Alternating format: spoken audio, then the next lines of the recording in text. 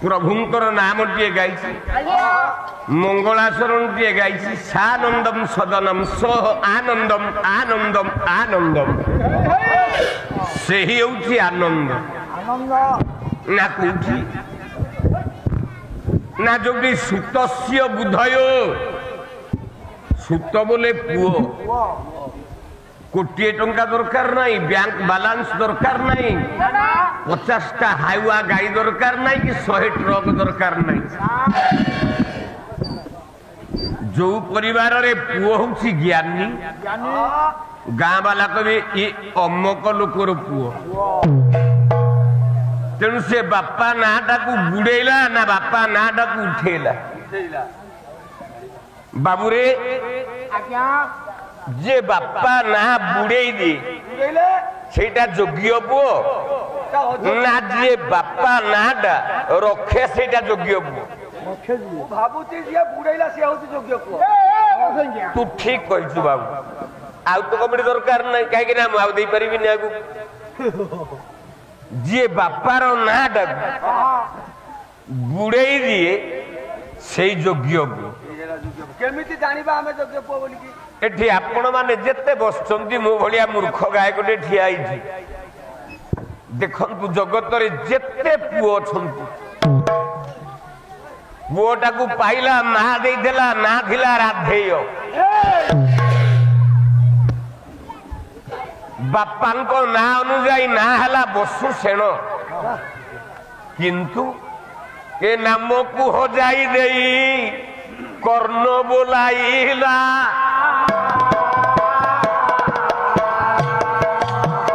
जुगे जुगे बापा नाटा बुड़ाइल देला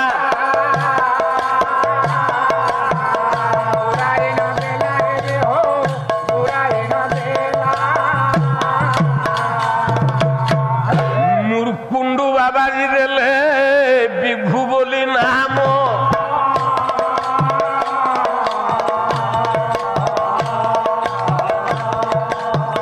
जगतरे मार्कंडेय होइला प्रमाण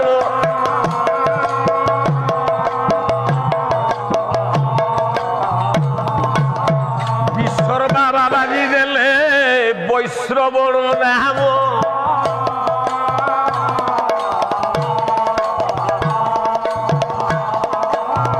कैलाश पर्वत टेकी होइला रावण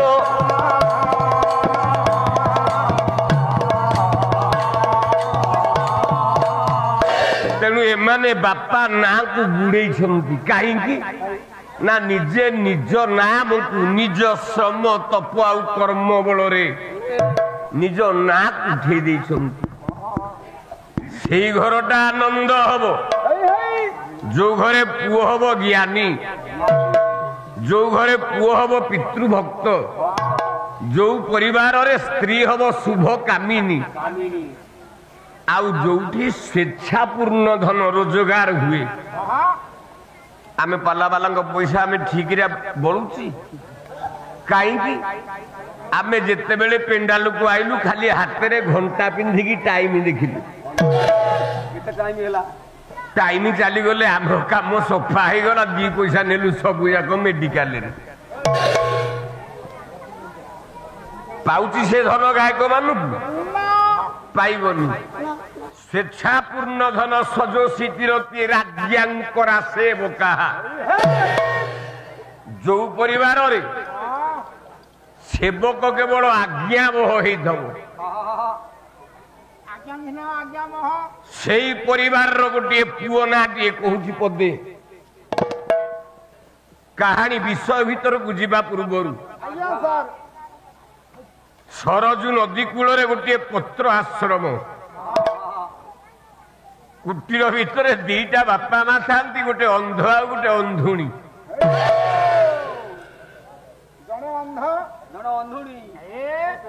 अर्धरात्र स्वामी मागुची प्रिय मत पानी टोपाटे दियो अंडाड़ी अंडाड़ी चढ़िला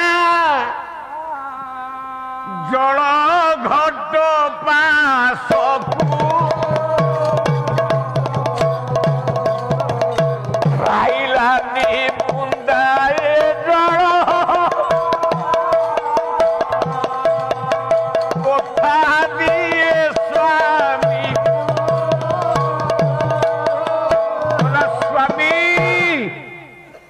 ସ୍ୱାମୀ ଜଳ ଘଟରେ ପାଣି ଟୋପା ଯାଏ ନାହିଁ।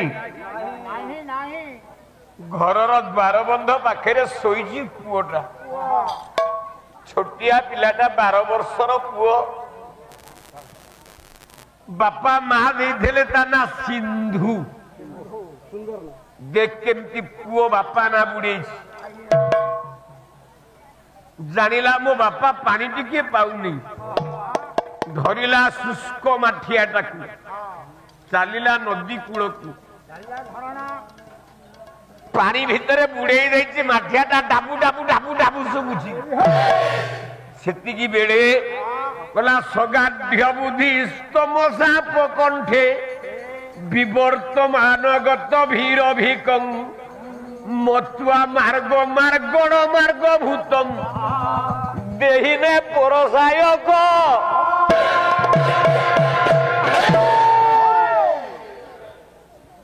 ଉତ୍ତମ ବୁଦ୍ଧିରେ ପାଣି ବୁଡେଇଲା ବେଳେ ମାଠିଆରେ ବାଜିଲା ଗୋଟେ ସର ଦେଇକି ତା କାନ ମୂଳରେ ଭେଦ କଲା ଛାତିକି। ମରିଗଲି ମରିଗଲି ବୋଲି ଚିତ୍କାର। ସେତିକି ବେଳେ ପହଞ୍ଚିଗଲେ କିଏ ନା ସାକେତ କଟକର ରାଜା ବୋଲେ ଅଯୋଧ୍ୟାର ମହାପ୍ରାଜ୍ଞ ରାଜା ଅଜନନ୍ଦନ, ନାମ ହେଲା ଦଶରଥ। ଭୋକିଲା ବୋଲେ ଶୋଷିଲା, ହାତୀ କାଳେ ଶୋଷ ହଉଛି ପାଣି ପିଇବ ବୋଲି ସର ମାରିଛି। ଶବ୍ଦ ଭେଦି ବାଣ ଫାଟି ଯାଇଛି ଛାତିଟା, କର୍ଣ୍ଣ ମୂଳରେ ବାଜିଛି ସରଟା। ମରିଗଲି ମରିଗଲି ବୋଲି ଚିତ୍କାର କରୁଛି। ରାଜା ଦଶରଥ ଯାଇ ପହଞ୍ଚି ଗଲେ। ଆୟୁଷ୍ମାନ କହିଲେ ବାବୁ ହେ ଆର୍ଯ୍ୟ ପୁତ୍ର, ମୁଁ ଜାଣି ଜାଣି ଭୁଲ କରିନି। ଦୋଷଟା ମୋର ନୁହଁ, ମୁଁ ଜାଣିକି ଭୁଲ କରିନି। ମୁଁ ଭାବିଛି ଶୋଷିଲା ହାତୀ ଶୁଣ୍ଢ ବୁଡେଇ ପାଣି ବୋଧେ ଦଉଛି ପିଇବା ପାଇଁ। ମୁଁ ମାରି ଦେଇଛି, ଆପଣଙ୍କୁ ମତେ କ୍ଷମା ଦିଅନ୍ତୁ, ନହେଲେ ଅଭିଶାପ ଦିଅନ୍ତୁ। ରାଜା କହିଲେ କେଡେ, ରାଜାଙ୍କ ପାଖରେ ବାବାଜୀ ପିଲା କହିଲା ତୁ କେଡେ ମୂର୍ଖଟା, ତୁ ମାଇଲୁ ବୋଲି କଣ ଗ୍ୟାରେଣ୍ଟି ଅଛି? ତୁ କଣ ମତେ ମାରିବୁ? ମତେ ମୋ ମା ମାରି ଦେଇଛି। ଏ ଜଗତରେ ଯିଏ ମରେ ତାକୁ କେବଳ ତା ମା ମାରି ଦେଇଥାଏ। ଆପଣ କହିବେ ମୋ ମା ତ 2 ବର୍ଷ ହେଲା ମଲାଣି, ମୁଁ ତ ବଞ୍ଚିଛି, ମୁଁ ମଲା ବେଳେ ମୋ ମା କେମିତି ମାଇଲା? ପ୍ରଶ୍ନ ହବ ମନରେ। ଯେତେବେଳେ ବାପା ଗର୍ଭରେ ସଞ୍ଚାର ହେଲା, ଭୀମ ଭୋଇ କହିଲେ ପଦେ, କହିଲେ ଯେତେବେଳେ ମାତା ଗର୍ଭେ ହେଲୁ ସଞ୍ଚାର ଅଣାକାର ଭୂମି ସେଠେ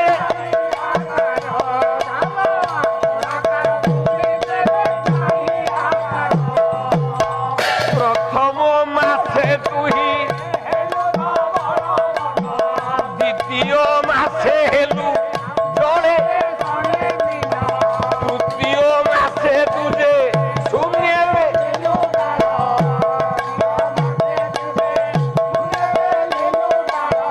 ଚତୁର୍ଥେ ଅସ୍ତି ଖଞ୍ଜା ତୋହରି ବଡ଼ ମାଇ।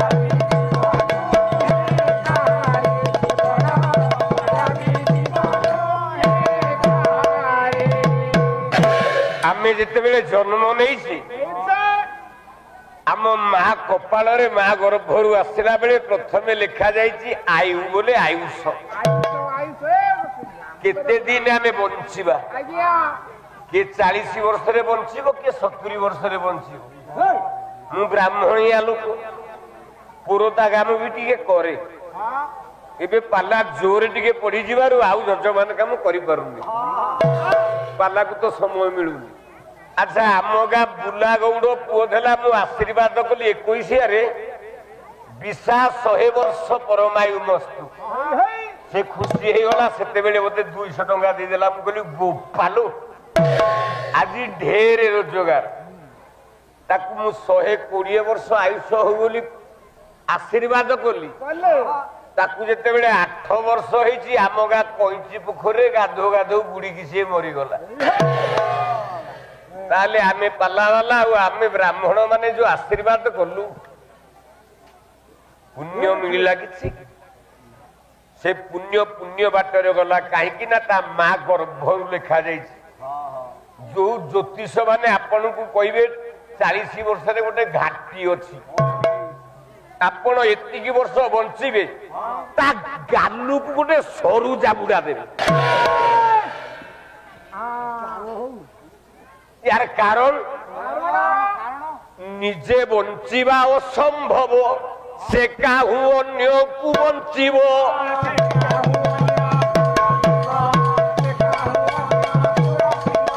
अरे निजे बंचीबा असंभव तमे पर केमती बंचई दब दुई रे हला विद्या ये केते पाठ पढ़िबो बापा कहला मासे के 3000 टंका दरमा देकी ट्यूशन करउछ पाठ पढ़िबा पे लक्ष लक्ष खर्च करूची मूर्ख 30% रखिछु सेति पे दाई की से पिला ना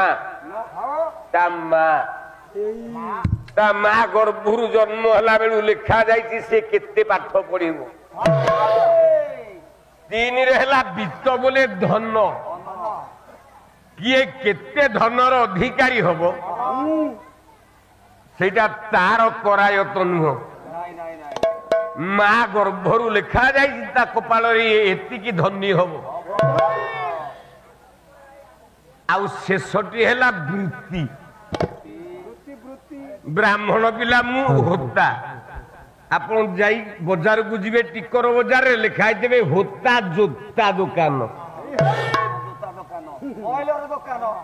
मु ब्राह्मण पिला लिखाई होता जोता दुकान दिने पाला गाइबा को जाउची डुमडुमा बादामबाड़ी बस स्टैंड रु ओल्हेलु गोटे अंडा दुकान थाए पिला कहले सार आमे टिके अंडा चॉप खांतु मु कहली हाँ खाइबो चलो से दुकान रे लिखा जाइछि माँ तारिणी अंडा दुकान कहली बाबू पिला मान को अंडा देलो से खाइबे से जेतेबेले अंडा काटिला मु कहली ए अंडा कोन काटुछु ए अंडा कोन काटुछु तू लिखिछु माँ तारिणी अंडा दुकान मते तारिणी अंडा 5टा दे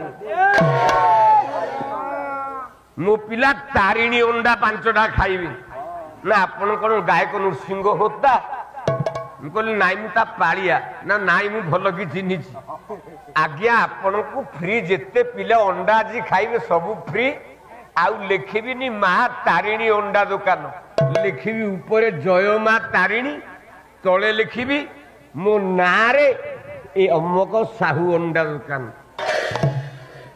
तेणु वृत्ति तेली पिला होइथब तेल काम न करिकी से क्षीर बेपार करथब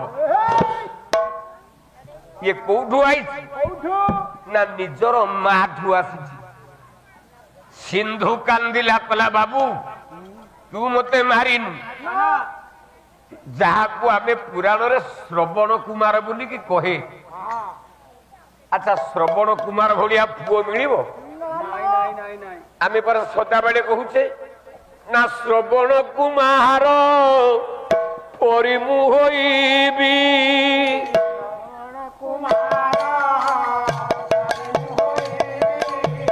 पिता मातांकर सेवा नीति करिबी करी तांको पूजा उड़ाइबी ध्वजा साधुक की पंचामृत लोड़ा नाही मोर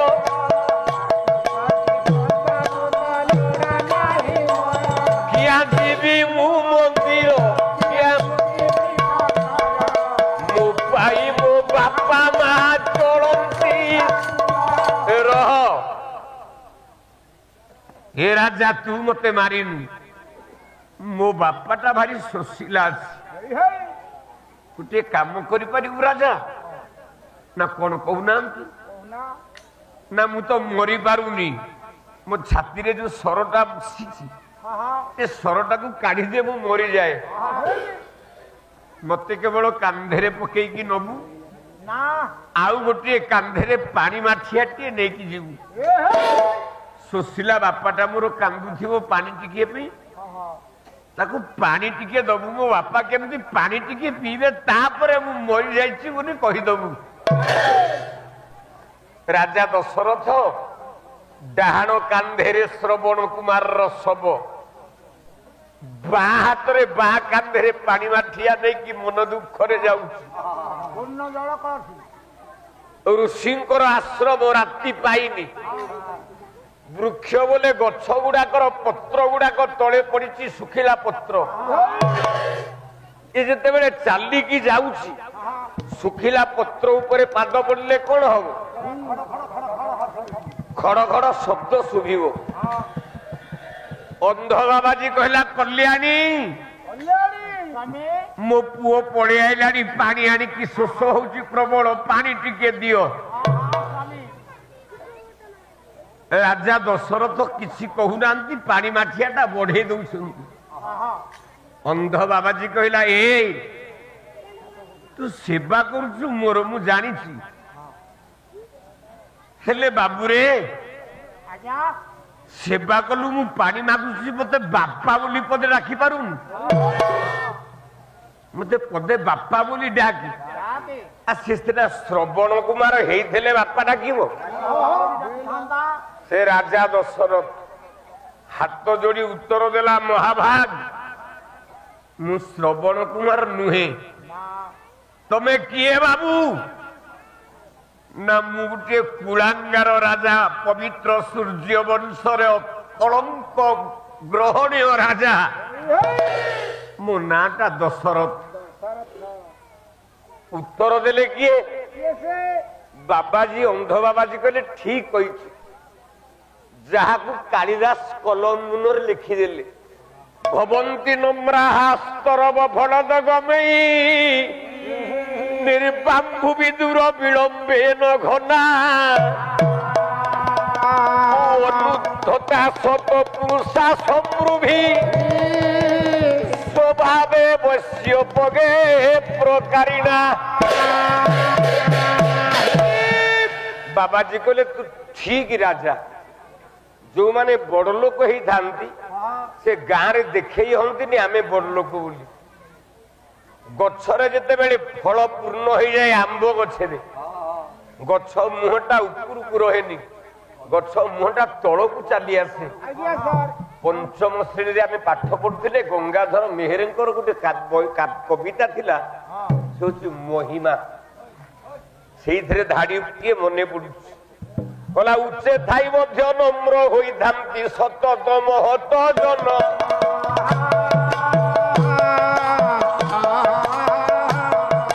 ରବି ଶଶୀ ତାରା କେଡେ ଉର୍ଦ୍ଧେସିତ ସମବଦନ।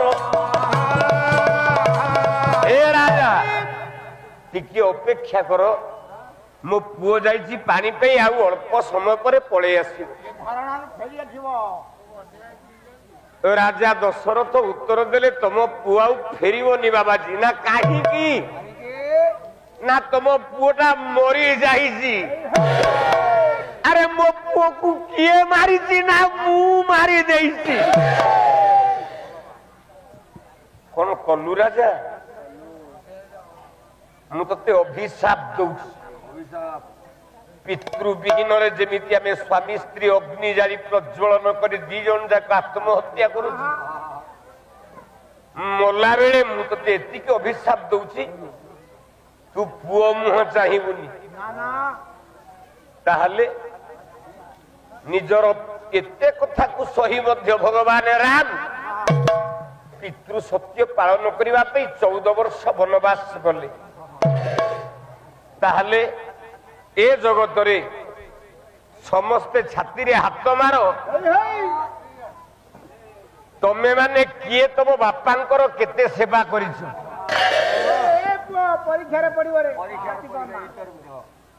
ତମ ବାପା ମାନଙ୍କର କିଏ କେତେ ସେବା କରିବାରେ? ବାହାଘର ହବ ପୁଅର, ହଉ ପ୍ରଭୁ ମଙ୍ଗଳ କରନ୍ତୁ। ପୁଅର ବାହାଘର ହବ, ଲାଟ୍ରିନଟେ ତିଆରି କରିଛୁ, ମାର୍ବଲ ପକେଇକି ରିବନ ଫିତା ବାନ୍ଧିକି ଥୋଇଛୁ। ଯୋଉଦିନ ମୋ ବୋହୂ ଆସିବ ମୋ ବୋହୂ ଏ ଲାଟ୍ରିନ୍ ଘରକୁ ଯିବ।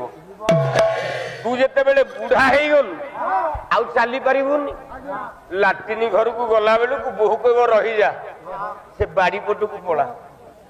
ଇଏ ଲାଟ୍ରିନ୍ ଭିତରୁ କଣ ତମେ ଝାଡା ଯିବ ଏ ମାର୍ବଲ ଘର ଭିତରୁ? ଆରେ ମାର୍ବଲ ଘର ତିଆରି କରିଥିଲା କିଏ? ତୁ ତିଆରି କରିଛୁ। ଅଥଚ ତୁ ଲାଟ୍ରିନ୍ ତିଆରି କରିକି ଦିନେ ଲାଟ୍ରିନ୍ ଭିତରକୁ ଯାଇନୁ, ଆଉ ବୋହୂକୁ ଯେତେବେଳେ ଦେଇଦେଲୁ ଲାଟ୍ରିନ୍ ଟାକୁ, ଆଉ ବାପା ମା ହିସାବରେ ପୁଅ ବୋହୂ ତତେ କଣ କର୍ତ୍ତବ୍ୟ କରିବେ? କିନ୍ତୁ ଗୋଟାଏ ପୁଅ ଥିଲା ପୁରାଣ ଭିତରେ, ସେ ଭଳିଆ ପୁଅ ଆଉ ମିଳିବନି। ଚକୁଳିଆ ପଣ୍ଡା ଆପଣ ଦେଖିଥିବେ, ଗାଁ ଗାଁରେ ବୁଲିଲା ବେଳେ ଚକୁଳିଆ ପଣ୍ଡା କହେ, କହିଲା ଦାନ ପଣେ ଅଟେ ମହା ବୀର ପରା କରନ,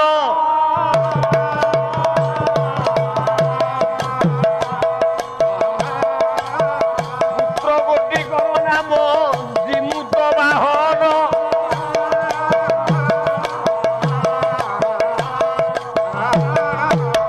ଅନ୍ତର ଆତ୍ମାରେ ପୁତ୍ର ନାମ ନ ଛାଡ଼ିଲା,